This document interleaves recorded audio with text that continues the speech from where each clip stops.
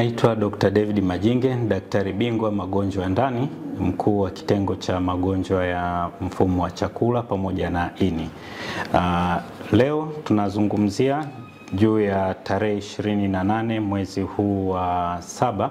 Tutakuwa na maadhimisho makubwa duniani kote kuhusu changamoto ya homa ya ini, World Hepatitis Day.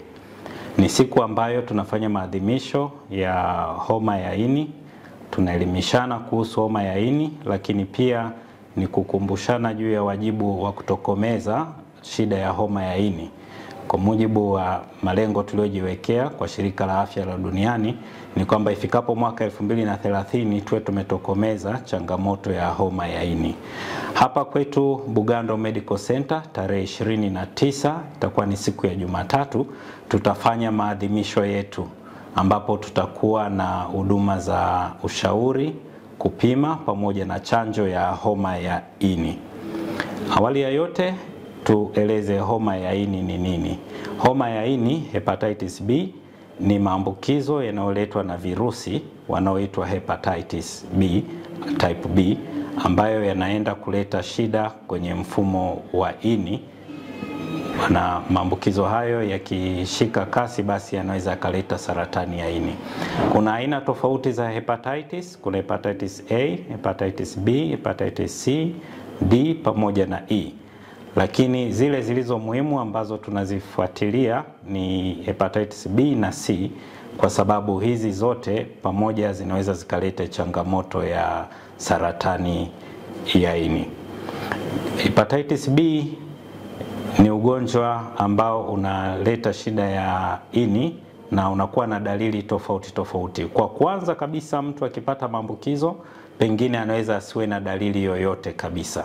Lakini baadaye kama tatizo limekuwa anaweza kupata macho ya njano, tumbo linaweza likajaa, ini likasinyaa, na baadaye anaweza kupata saratani. Mara nyingine pia watu wanaweza kupata dalili ambazo zinakuwa ni dalili kama za kawaida. Utasikia kuchoka, viungo kuuma, homa, ni dalili ambazo zinakuwepo.